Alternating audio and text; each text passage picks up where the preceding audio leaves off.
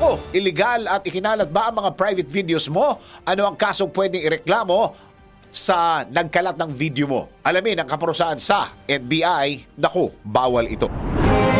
Alamin kung bawal o hindi. Dahil kung di mo alam to, kaso ang kakaharapin mo sa NBI. Nako, bawal ito.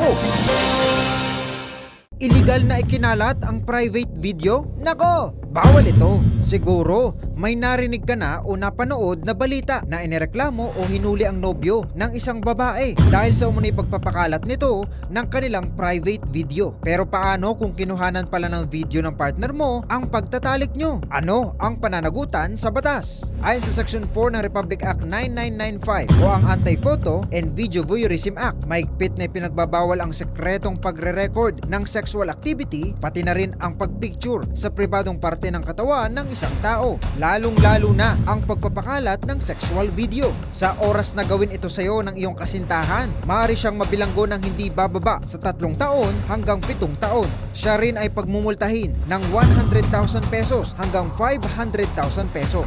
Tandaan, hindi kailangang kuhanan ang mga bagay na dapat ay sa inyo lang magkasintahan.